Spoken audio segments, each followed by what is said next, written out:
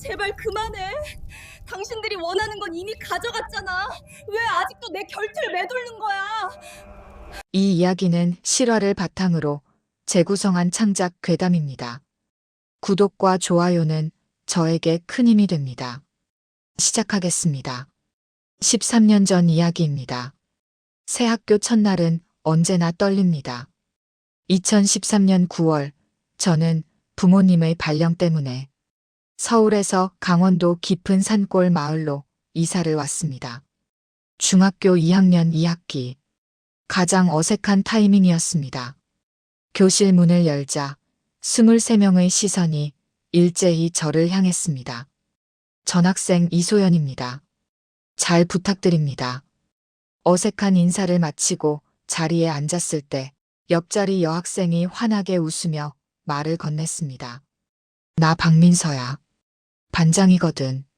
궁금한 거 있으면 뭐든지 물어봐. 그 미소는 정말 따뜻했습니다.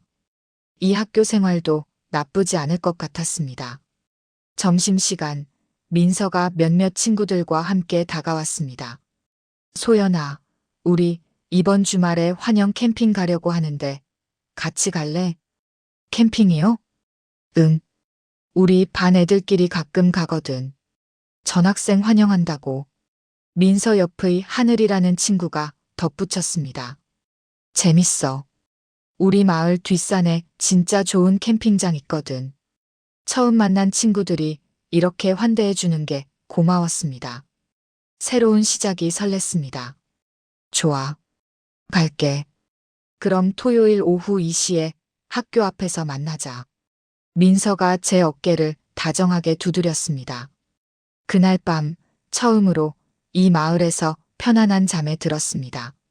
전학 온 지 사흘째, 저는 조금씩 이 작은 학교에 적응해 가고 있었습니다. 23명뿐인 우리 반은 모두가 초등학교 때부터 함께 자란 친구들이었습니다. 저만 빼고. 하지만 아이들은 친절했습니다.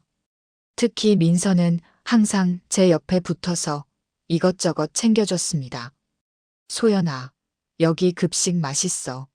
많이 먹어. 고마워. 오늘 체육 시간에 배드민턴 하는데 같이 할래? 민서의 배려는 세심했습니다. 처음엔 고마웠습니다. 하지만 며칠이 지나면서 뭔가 이상하다는 느낌이 들기 시작했습니다. 민서뿐만 아니라 하늘도, 준혁이도, 심지어 담임 선생님까지 모두가 저에게 지나칠 정도로 친절했습니다. 소연이 필통 진짜 예쁘다. 소연이 머리 묶은 거 잘 어울려. 소연아, 이거 내가 좋아하는 과자인데 먹어봐. 칭찬과 관심이 쏟아졌습니다. 전학생에게 잘해주려는 거겠지. 그렇게 생각하려 했습니다. 하지만 가끔, 아주 가끔 그들의 눈빛이 이상했습니다. 뭔가를 확인하듯 저를 관찰하는 듯한 시선. 금요일 오후 마지막 수업이 끝나고 민서가 다가왔습니다. 소연아, 내일 캠핑 준비는 다 됐어? 응. 침낭이랑 옷 챙겼어. 좋아. 참, 내일은 편한 운동화 신고 와. 산길 좀 걸어야 해. 알았어. 민서가 잠시 망설이더니 조금 낮은 목소리로 물었습니다. 소연아, 혹시 물 무서워하거나 그런 거 없지? 응? 아니, 괜찮은데. 다행이다. 캠핑장 옆에 작은 계곡이 있거든. 그렇게 대답하는 민서의 표정이 순간 묘하게 느껴졌습니다. 안도하는 것 같기도 하고 확인하는 것 같기도 한. 집으로 가는 길 마을 슈퍼에 들렀습니다. 과자와 음료수를 사려고 계산대에 섰는데 주인 할머니가 저를 보더니 갑자기 물었습니다. 학생, 전학 온 애지? 네. 내일 캠핑 간다며? 네. 어떻게 하셨어요? 할머니는 대답 대신 한참 저를 뚫어져라 쳐다보셨습니다. 그러고는 작게 중얼거리셨습니다.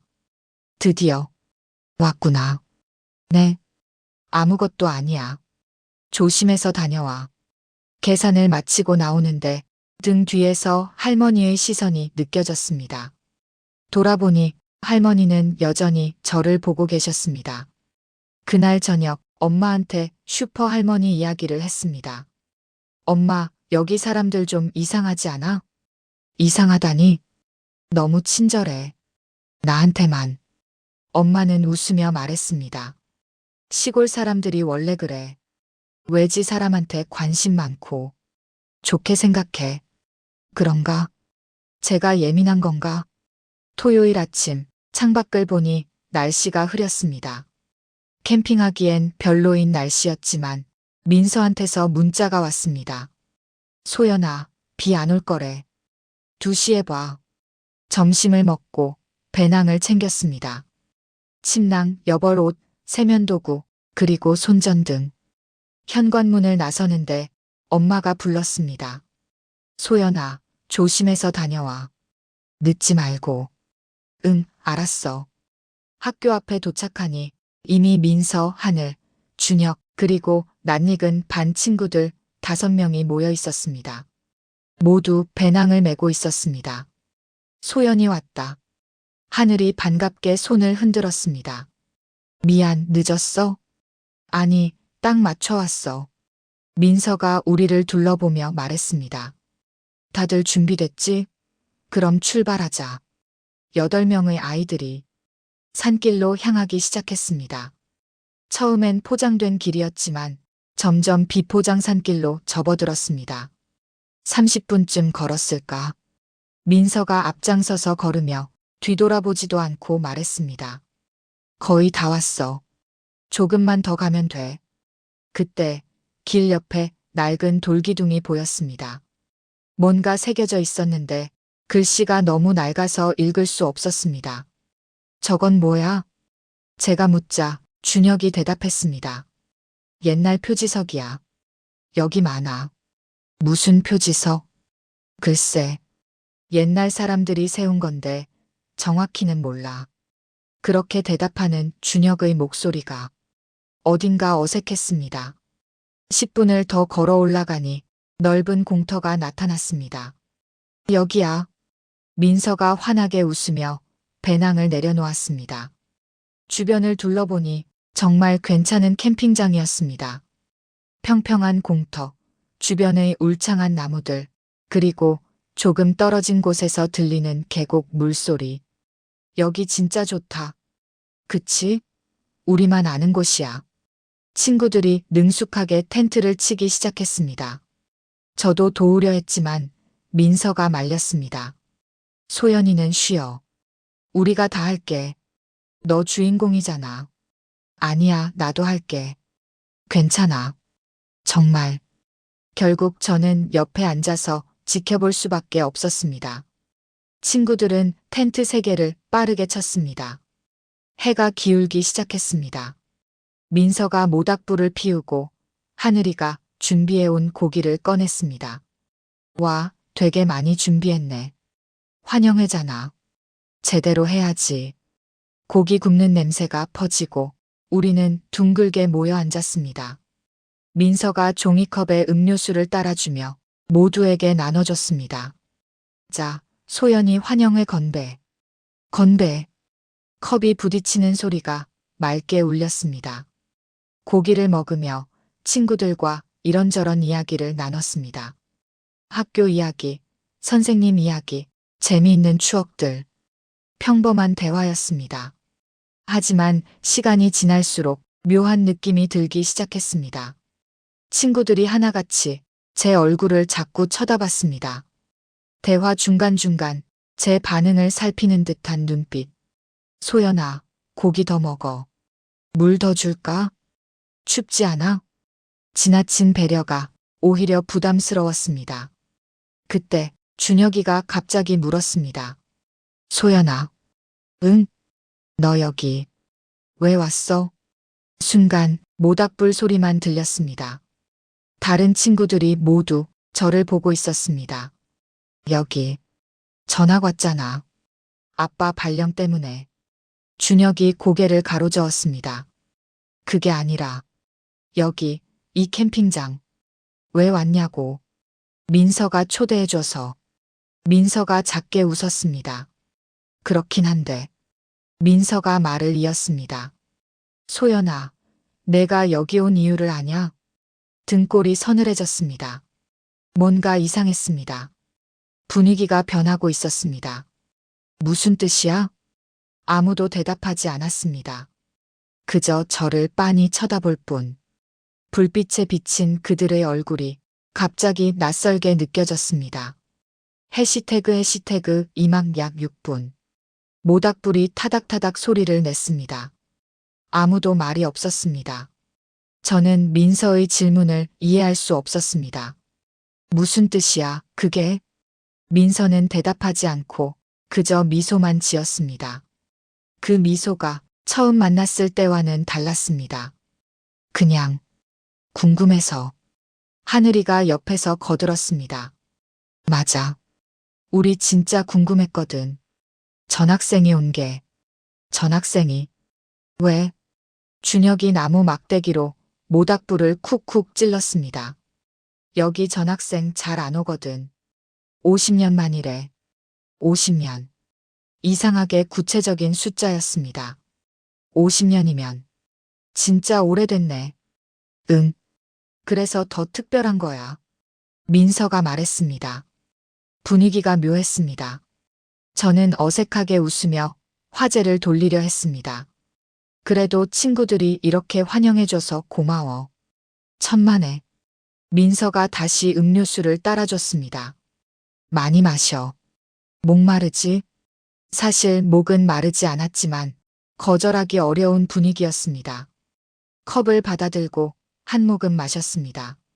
소연아. 이번엔 다른 친구가 물었습니다. 수진이라는 여자애였습니다. 너 혹시 가족 중에 아픈 사람 있어? 응? 아니, 없는데. 다행이다. 왜? 아니, 그냥. 수진이는 더 이상 말하지 않았습니다. 질문들이 이상했습니다. 너무 사적이고 너무 구체적이었습니다. 소연아, 너 외동이지? 응. 형제자매 없어? 없어. 부모님은 둘 다 계시고? 그렇지. 왜 이런 걸 물어보는 걸까? 점점 불편해졌습니다. 하지만 친구들은 자연스럽게 마치 평범한 대화인 것처럼 계속 물었습니다. 소연이 키 몇이야? 155cm쯤. 몸무게는? 그건 좀. 아, 미안. 궁금해서. 민서가 웃으며 말했습니다. 하지만 그 웃음이 점점 낯설게 느껴졌습니다. 시간이 흘러 밤이 깊어졌습니다. 어둠이 짙어지고 모닥불만이 우리를 비췄습니다. 소연아, 피곤하지? 텐트 가서 쉴래? 민서가 물었습니다. 사실 피곤했습니다. 이상한 질문들과 분위기 때문에 정신적으로 지쳐 있었죠. 그래도 돼? 당연하지. 우리 주인공인데. 또 주인공이라는 말. 왜 자꾸 저를 주인공이라고 하는 걸까? 텐트로 들어가려는데 민서가 제 팔을 잡았습니다. 소연아. 응? 잘 자. 내일 아침에 보자. 응. 텐트 안으로 들어갔습니다. 침낭을 펴고 누웠지만 잠이 오질 않았습니다. 텐트 밖에서 친구들의 대화 소리가 들렸습니다. 작은 목소리였지만 조용한 밤이라 또렷했습니다. 조건 다 맞아? 응. 외동이고 가족 건강하고 나이도 딱 맞아. 키는? 그것도 괜찮대. 할아버지가 확인했어. 할아버지? 누구 할아버지? 그럼 내일? 응. 내일 새벽. 심장이 빠르게 뛰기 시작했습니다. 뭔가 잘못됐습니다. 이건 그냥 환영 캠핑이 아니었습니다. 저는 침낭에서 조용히 빠져나와 텐트 입구 쪽으로 다가갔습니다.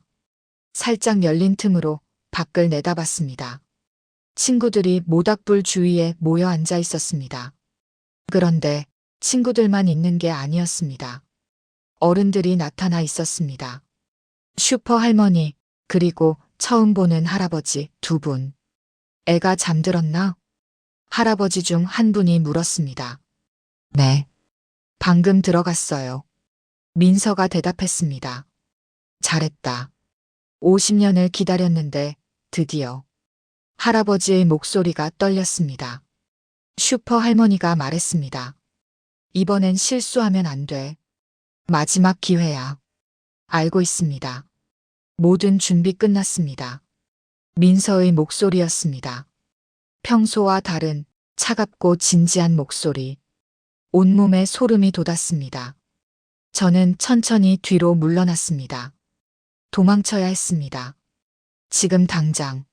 하지만 배낭을 챙기면 소리가 날 것 같았습니다. 그냥 나가야 했습니다. 텐트 뒤쪽으로 조심스럽게 나왔습니다. 어둠 속에서 산길을 더듬더듬 내려가기 시작했습니다. 손전등을 켜면 들킬 것 같아 어둠 속에서 천천히 걸었습니다. 나뭇가지가 얼굴을 핥히고 돌부리에 걸려 넘어질 뻔했지만 소리를 내지 않으려 이를 악물었습니다. 얼마나 걸었을까? 10분쯤 지났을 때 뒤에서 소리가 들렸습니다. 소연아. 민서의 목소리였습니다. 소연아, 어디가? 발걸음을 멈췄습니다. 돌아보니 손전등 불빛이 여러 개 보였습니다. 친구들이 쫓아오고 있었습니다. 화장실 가려고 떨리는 목소리로 거짓말을 했습니다. 화장실은 반대쪽이야. 민서가 가까이 다가왔습니다. 손전등 불빛이 제 얼굴을 비췄습니다. 도망가려고 했지? 아니야. 거짓말하지 마. 민서의 목소리가 차가웠습니다. 더 이상 친절한 반장이 아니었습니다. 왜 이러는 거야? 대체 뭐가 목적이야? 제가 소리쳤습니다. 민서는 한숨을 쉬었습니다. 말해줄게. 어차피 알 거니까. 뒤에서 다른 친구들도 다가왔습니다. 우리를 둘러쌌습니다. 50년 전에 말이야. 민서가 말하기 시작했습니다. 이 마을에 큰 가뭄이 들었어. 농사가 전부였던 이곳은 완전히 망했지. 그게 나랑 무슨 상관이야? 그때 마을 사람들이 산신령께 기도를 했대. 비를 내려달라고. 민서가 캠핑장 쪽을 가리켰습니다. 저기, 저 공터가 원래는 제단이었어. 그곳에서 밤새 기도했대. 그래서 산신령이 응답했어. 하지만 조건이 있었지. 50년마다 외지에서 온 아이를 바치라고. 등골이 서늘했습니다. 미친 소리. 미친 소리가 아니야. 실제로 50년 전에 한 번 있었어.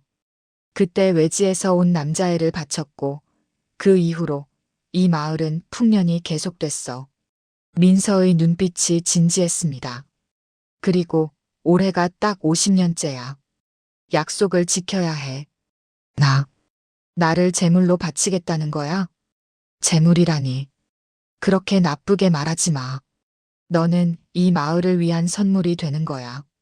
미쳤어. 진짜 미쳤어. 뒤로 물러섰지만 친구들이 둘러싸고 있었습니다. 소연아, 도망가지 마. 어차피 못 나가. 준혁이 말했습니다. 이 산은 우리가 다 알아. 너는 길도 몰라. 비켜. 비키라고. 저는 틈을 비집고 달리기 시작했습니다. 잡아. 뒤에서 소리가 들렸습니다. 발소리가 쫓아왔습니다. 어둠 속에서 무작정 달렸습니다. 나뭇가지가 얼굴을 핥히고 넘어지고 다시 일어났습니다. 숨이 턱까지 찼지만 멈출 수 없었습니다. 그때 앞에 뭔가 보였습니다. 낡은 돌기둥. 올라올 때 봤던 표지석이었습니다. 표지석 앞에서 멈춰 섰습니다. 손으로 글씨를 더듬었습니다. 희미하게 읽혔습니다. 금. 외임금. 외지인은 금한다. 그 순간 뒤에서 손전등 불빛이 저를 비췄습니다. 찾았다. 민서와 친구들이 숨을 헐떡이며 다가왔습니다. 소연아, 이제 그만해. 피곤하잖아. 나 집에 갈 거야. 집? 너 부모님한테 연락도 못 했잖아. 여기 신호도 안 잡히고. 민서가 제 휴대폰을 꺼내 보였습니다. 언제 가져간 거지? 돌려줘. 새벽까지만 참아. 금방 끝나. 민서가 제 팔을 잡았습니다. 저는 뿌리쳤지만 다른 친구들도 달려들었습니다. 나 줘. 미안해, 소연아. 이것도 다 마을을 위한 거야. 하늘이가 제 다른 팔을 잡았습니다. 우리도 하기 싫어. 하지만 해야 해. 친구들에게 끌려가기 시작했습니다. 캠핑장으로. 저는 소리쳤습니다. 도와주세요. 누구 없어요. 하지만 이 깊은 산속에 제 목소리를 들을 사람은 없었습니다. 캠핑장에 도착하니 마을 어른들이 더 모여 있었습니다. 이장으로 보이는 노인, 몇몇 아주머니들, 그리고 처음 보는 어른들. 모두 심각한 표정으로 저를 바라보고 있었습니다. 공터 한가운데에는 낡은 제단 같은 돌이 놓여 있었습니다. 올 때는 없었던 것, 땅 속에 묻혀 있던 걸 꺼낸 것 같았습니다. 데려왔습니다. 민서가 어른들에게 말했습니다. 이장 할아버지가 고개를 끄덕였습니다. 수고했다. 이제 시작하자. 뭘 시작하는데요? 저 그냥 보내주세요. 저는 발버둥 쳤지만 친구들의 힘이 너무 셌습니다. 조용히 해. 금방 끝나. 슈퍼 할머니가 뭔가를 들고 다가왔습니다. 낡은 천으로 싼 물건. 천을 벗기자 오래된 칼이 나타났습니다. 안 돼. 안 돼. 걱정 마. 아프지 않아. 할머니가 속삭였습니다. 50년 전 아이도 조용히 받아들였어. 눈물이 났습니다. 이게 현실인지 악몽인지 구분이 안 됐습니다. 이장 할아버지가 중얼거리기 시작했습니다. 알아들을 수 없는 오래된 말들. 주문 같았습니다. 다른 어른들도 따라 중얼거렸습니다. 친구들도 같이 중얼거렸습니다. 모두가, 저를 제외한 모두가 같은 주문을 외쳤습니다. 그때였습니다. 숲속 저편에서 자동차 소리가 들렸습니다. 모두가 동작을 멈췄습니다. 누가 와? 이장 할아버지가 놀란 표정을 지었습니다. 헤드라이트 불빛이 보였고 차가 캠핑장 아래쪽에 멈춰 섰습니다. 차 문이 열리고 두 사람이 내렸습니다. 엄마. 제 엄마와 아빠였습니다. 엄마, 아빠. 저는 친구들의 소나귀에서 벗어나려고 발버둥 쳤습니다. 부모님이 급하게 언덕을 올라왔습니다. 소연아. 엄마의 목소리가 떨렸습니다. 드디어 구해주러 온 거라고 생각했습니다. 이 미친 사람들한테서 저를 데려가 주실 거라고. 하지만 부모님이 가까이 다가왔을 때 뭔가 이상했습니다. 아빠가 마을 어른들을 보며 말했습니다. 늦지 않았습니까? 아직 시작 안 했습니다. 이장 할아버지가 대답했습니다. 다행이군요. 아빠의 말에 온몸이 얼어붙었습니다. 아빠, 엄마가 제게 다가왔습니다. 예상과 달리 저를 데리고 가려는 게 아니었습니다. 소연아, 엄마 말 잘 들어야 돼. 엄마, 무슨 소리야? 나 여기서 나가야 돼. 엄마가 제 손을 잡았습니다. 하지만 그 손길이 차가웠습니다. 안 돼. 여기 있어야 해. 뭐라고? 믿을 수 없었습니다. 엄마, 정신 차려. 이 사람들이 나를 죽이려고 해. 죽인다니. 그렇게까지 표현하면 안 되지. 아빠가 조용히 말했습니다. 그냥 필요한 일이야. 필요한 일? 제 목소리가 떨렸습니다. 아빠, 엄마, 제정신이세요? 엄마가 한숨을 쉬었습니다. 소연아, 엄마가 설명해 줄게. 설명은 무슨? 저는 뿌리치려 했지만 친구들이 더 세게 붙잡았습니다. 엄마가 말하기 시작했습니다. 엄마 아빠가 여기로 발령받은 거 우연이 아니었어. 뭐? 마을에서 연락이 왔거든. 50년이 됐다고. 조건에 맞는 아이가 필요하다고. 등골이 서늘했습니다. 그래서 일부러 여기 온 거야? 응. 엄마 아빠도 원래 이 마을 사람이었어. 거짓말. 거짓말 아니야. 20년 전에 우리가 떠났지만 마을과의 약속은 남아 있었어. 아빠가 말을 이었습니다. 우리도 50년 전 그 의식을 봤어. 그때 바쳐진 아이 덕분에 마을이 살았지. 그리고 우리 집안도. 그게 나랑 무슨 상관이야? 상관 있지. 넌 우리 딸이니까. 엄마의 목소리가 담담했습니다. 우리가 마을을 떠날 때 약속했어. 50년 후에 돌아와서 약속을 지키겠다고. 그 대가로 우리 가족은 번영할 수 있었어. 그래서 날 재물로, 재물이라는 표현은 좀 그렇고. 아빠가 어색하게 웃었습니다. 이 마을의 수호자가 되는 거야. 영광스러운 일이지. 눈물이 멈추지 않았습니다. 날 낳을 때부터 계획한 거야? 엄마가 대답하지 않았습니다. 그 침묵이 답이었습니다. 미친. 정말 미친 사람들. 소연아. 이장 할아버지가 다가왔습니다. 내 부모님 덕분에 너는 좋은 환경에서 자랄 수 있었어. 이제 내가 은혜를 갚을 차례야. 은혜? 이게 은혜야? 그렇지. 마을이 내 부모님을 도왔고, 이제 내가 마을을 도와야 해. 할아버지의 논리가 소름 끼치도록 자연스러웠습니다. 이들에게는 이것이 당연한 일이었습니다. 시간이 없어. 새벽이 오기 전에 끝내야 해. 슈퍼 할머니가 다시 칼을 들었습니다. 안 돼. 저는 온 힘을 다해 버둥거렸습니다. 그 순간 민서의 손이 살짝 느슨해졌습니다. 아주 짧은 순간이었지만 저는 그 틈을 놓치지 않았습니다. 힘껏 팔을 빼내고 민서를 밀쳤습니다. 민서가 비틀거렸습니다.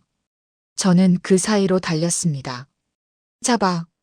뒤에서 고함이 들렸지만 멈추지 않았습니다. 어둠 속으로 무작정 뛰었습니다. 이번엔 산 아래쪽이 아니라 산 위쪽으로 올라갔습니다. 더 깊은 숲속으로. 나뭇가지에 긁히고 돌에 걸려 넘어졌지만 계속 달렸습니다. 뒤에서 손전등 불빛이 쫓아왔습니다. 소연아, 어차피 못 나가. 민서의 목소리가 들렸습니다. 이 산은 끝이 없어. 계속 돌고 돌게 돼 있어. 숨이 찼습니다. 다리가 풀렸습니다. 하지만 멈출 수 없었습니다. 그때 앞에 뭔가 보였습니다. 작은 건물. 낡은 산신각 같았습니다. 문이 반쯤 열려 있었습니다. 저는 주저없이 안으로 뛰어들었습니다. 안은 어두웠지만 달빛이 조금 들어왔습니다. 작은 제단이 있었고 그 위에 오래된 위패가 놓여 있었습니다. 위패에 뭔가 씌어 있었습니다. 산신령. 아니, 이건. 가까이 다가가 읽었습니다. 희생자. 명복. 이건 재단이 아니었습니다. 죽은 아이들을 위한 위패였습니다. 50년 전 아이. 그리고 더 오래전 아이들. 100년 전, 150년 전. 위패가 여러 개 있었습니다. 50년마다가 아니었어. 손이 떨렸습니다. 이들은 계속해왔던 겁니다. 훨씬 오래전부터. 바깥에서 발소리가 들렸습니다. 여기 있다. 문이 활짝 열렸습니다. 민서와 친구들이 들어왔습니다. 뒤에 부모님과 마을 어른들도 있었습니다. 소연아, 이제 그만해. 민서가 다가왔습니다. 도망칠 곳 없어. 저는 뒤로 물러서다가 재단에 등을 기댔습니다. 더 이상 물러날 곳이 없었습니다. 소연아, 엄마가 말했습니다. 엄마 아빠도 힘들어. 하지만 이게 우리 가족의 운명이야. 운명? 이게 운명이라고? 제 목소리가 떨렸습니다. 너희가 만든 거잖아. 선택한 거잖아. 선택? 아빠가 쓰게 웃었습니다. 우리도 선택의 여지가 없었어. 마을의 약속을 어기면 우리 가족 전체가 저주를 받아. 저주. 그래. 50년 전에도 그랬어. 약속을 지키지 않았던 가족이 있었는데 전부 다. 아빠가 말을 멈췄습니다. 전부 다 죽었어. 하루 만에 이장 할아버지가 앞으로 나왔습니다. 더 이상 시간을 끌 수 없다. 시작하자. 마을 사람들이 산신각을 둘러쌌습니다. 도망칠 틈이 없었습니다. 슈퍼 할머니가 칼을 들고 다가왔습니다. 미안하구나. 하지만 이것도 내 운명이야. 저는 눈을 감았습니다. 이제 끝이구나. 그렇게 생각했습니다. 그때 뒤에서 뭔가 무너지는 소리가 들렸습니다. 눈을 뜨니 산신각 뒤쪽 벽이 무너지고 있었습니다. 오래되어 썩은 나무가 갑자기 무너진 겁니다. 모두가 놀라 뒤를 돌아봤습니다. 그 짧은 순간 저는 무너진 벽 틈으로 뛰어나갔습니다. 소연아. 뒤에서 고함이 들렸지만 뒤돌아보지 않았습니다. 무너진 벽 너머는 가파른 비탈이었습니다. 저는 주저없이 뛰어내렸습니다. 굴러떨어지면서 온몸이 나무와 돌에 부딪혔습니다. 아팠지만 멈출 수 없었습니다. 한참을 굴러내려가 평평한 곳에 떨어졌습니다. 온몸이 욱신거렸습니다. 일어나려 했지만 다리에 힘이 없었습니다. 발목을 삐끗한 것 같았습니다. 절뚝거리며 일어섰습니다. 주변을 보니 낯선 계곡이었습니다. 어디로 온 건지 방향을 알 수 없었습니다. 하지만 일단 움직여야 했습니다. 계곡을 따라 내려가기 시작했습니다. 물소리를 따라가면 언젠가는 마을로 내려갈 수 있을 거라고 그렇게 믿었습니다. 발목이 아팠지만 계속 걸었습니다. 1시간쯤 걸었을까? 멀리서 불빛이 보였습니다. 집이었습니다. 저는 힘을 내서 그쪽으로 다가갔습니다. 도와주세요. 문을 두드렸습니다. 도와주세요. 문이 열렸습니다. 중년 남자가 나왔습니다. 누구세요? 저 길 잃었어요. 도와주세요. 남자가 저를 위아래로 훑어봤습니다. 상처투성이에 옷이 찢어진 제 모습을. 어서 들어와요. 남자가 저를 안으로 들였습니다. 집안은 따뜻했습니다. 안에, 여기 다친 아이가 있어. 안에서 아주머니가 나왔습니다. 어머, 이 밤에 무슨. 아주머니가 저를 보더니 표정이 굳었습니다. 당신, 혹시 캠핑장에서 온 거예요? 네. 어떻게 아세요? 아주머니가 남편과 눈빛을 교환했습니다. 뭔가 이상한 분위기였습니다. 경찰 좀 불러주세요. 저 사람들이. 경찰? 남자가 쓰게 웃었습니다. 경찰도 마을 사람인데? 심장이 멎는 것 같았습니다. 라고요?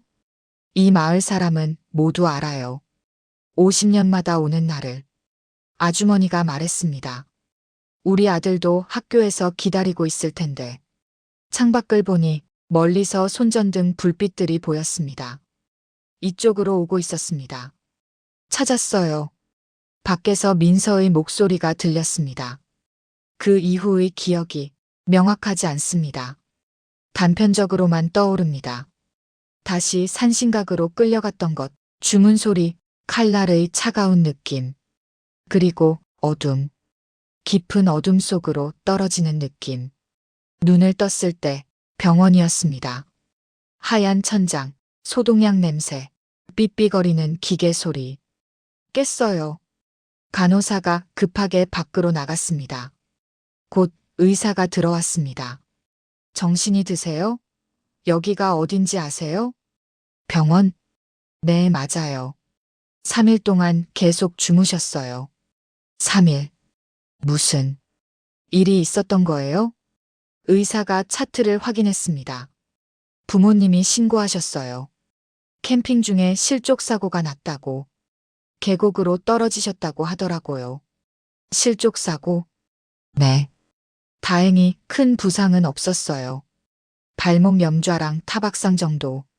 머리도 괜찮고요. 의사가 나가고 부모님이 들어왔습니다. 소연아, 깼구나. 엄마 아빠 많이 걱정했어. 엄마가 제 손을 잡았습니다. 저는 손을 뿌리쳤습니다. 손대지 마. 소연아, 거짓말쟁이. 너희가 뭘 하려고 했는지 나 다 알아. 아빠가 한숨을 쉬었습니다. 소연아, 내가 계곡에서 떨어져서 머리를 부딪혔어. 악몽을 꾼 거야. 악몽? 그래. 의사 선생님도 그러시더라. 외상 후 스트레스로 환각을 볼 수 있다고. 환각이 아니야. 소연아, 진정해. 마을 사람들이 다 걱정했어. 선생님도 친구들도. 엄마가 달래듯 말했습니다. 민서도 매일 와서 면회 신청했어. 많이 걱정하더라. 민서. 그 이름만 들어도 온몸에 소름이 돋았습니다. 거짓말. 다 거짓말이야. 소연아, 내가 아픈 거야. 괜찮아질 거야. 아빠가 제 머리를 쓰다듬으려 했지만 저는 피했습니다. 나가. 소연아, 나가라고. 부모님이 나갔습니다. 저는 홀로 병실에 남았습니다. 정말 악몽이었을까? 환각이었을까? 하지만 너무 생생했습니다. 산신각, 위패들, 민서의 목소리, 칼날의 차가움. 모두 너무 생생했습니다. 일주일 후 퇴원했습니다. 집으로 돌아왔지만 학교는 가지 않았습니다. 부모님은 전학을 권했습니다. 충격이 컸을 테니 다른 학교로 가는 게 어떨까? 저는 고개를 끄덕였습니다. 이 마을에서 하루라도 빨리 떠나고 싶었습니다. 그렇게 한 달이 지났습니다. 새 학교로 전학 가기 전날 짐을 정리하고 있었습니다. 그때 서랍 속에서 뭔가를 발견했습니다. 낡은 천조각. 언제 들어온 건지 모를 붉은 천조각이었습니다. 천을 펼쳐보니 거기에 글씨가 씌어 있었습니다. 삐뚤삐뚤한 글씨로, 핏빛처럼 검붉은 글씨로. 다음은 내 차례. 손이 떨렸습니다. 천을 버리려고 했는데 뒷면에 또 뭔가 씌어 있었습니다. 날짜였습니다. 2063년 9월. 50년 후. 심장이 빠르게 뛰었습니다. 방문이 열렸습니다. 소연아, 짐 정리 다 됐어? 엄마였습니다. 저는 얼른 천을 주머니에 숨겼습니다. 응, 거의 다 했어. 그래. 내일 아침 일찍 출발하자. 엄마가 나가고 저는 다시 천을 꺼내봤습니다. 2063년. 50년 후. 그때 제 나이는 64세. 그리고 만약 제게 아이가 있다면 그 아이는 중학교 2학년쯤 될 겁니다. 지금 저는 서울에서 살고 있습니다. 그 마을을 떠난 지 13년이 지났습니다. 결혼도 하지 않았고 아이도 없습니다. 가질 생각도 없습니다. 가끔 악몽을 꿉니다. 산신각, 위패, 그리고 민서의 목소리. 내가 여기 온 이유를 아냐? 부모님과는 연락을 끊었습니다. 그분들이 진짜 무엇을 하려 했는지 아니면 정말 제가 환각을 본 건지 아직도 모르겠습니다. 하지만 한 가지는 확실합니다. 저는 절대로 아이를 낳지 않을 겁니다. 50년의 약속이 제게서 끝나기를. 며칠 전 이상한 소포가 도착했습니다. 발신이 넘는 소포. 열어보니 하얀 운동화 한 켤레였습니다. 제가 그날 신고 갔던 그 운동화와 똑같은 신발 안에 쪽지가 들어있었습니다. 환영회는 아직 끝나지 않았어. 우리는 기다릴게. 2013년 2학년 2반 1동. 쪽지를 구겨서 버렸습니다. 하지만 밤마다 그 운동화가 보입니다. 현관 앞에 놓인 하얀 운동화. 아침이 되면 사라져 있지만 밤이 되면 다시 나타납니다. 마치 누군가 매일 밤 찾아와서 놓고 가는 것처럼. 그리고 어제 문 앞에서 이상한 소리를 들었습니다. 노래하는 소리. 아이들 목소리로. 소연아, 놀러와.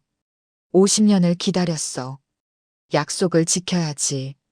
소연아, 놀러와. 문을 열어봤지만 아무도 없었습니다. 복도는 텅 비어 있었습니다. 하지만 바닥에 작은 발자국이 있었습니다. 하얀 운동화 자국, 제 집 문 앞까지 이어진 여러 개의 발자국. 엄마가 그랬지. 이게 내 운명이라고. 그땐 그게 나를 죽이겠다는 말인 줄 알았어. 그래서 죽을 힘을 다해 그 산을 내려왔고 13년을 도망쳤지. 내 이름, 내 과거, 내 기억까지 다 버리고서. 그런데 오늘 알았어. 내가 그날 산신각 뒷벽을 허물고 도망쳤던 게 아니었어. 마을 사람들이 그냥 나를 잠시 풀어줬던 거야. 더 싱싱하고 더 절박한 생을 품고 돌아오라고. 마치 잘 익기를 기다리는 열매처럼. 이제 들려. 밖이 아니라 내 심장 소리에 맞춰서 그 애들이 노래하고 있어. 내 몸이, 내 피가 이미 그 마을의 흙으로 변해버렸어. 2063년? 아니, 그들은 그렇게 오래 기다리지 않을 거야. 아이를 낳지 않겠다고? 훗. 소용없어. 내 안에서 이미 무언가 자라고 있거든. 50년 전 그 아이가, 그리고 내가 바쳤어야 할 그 약속이. 환영회는 이제 막 시작된 거야.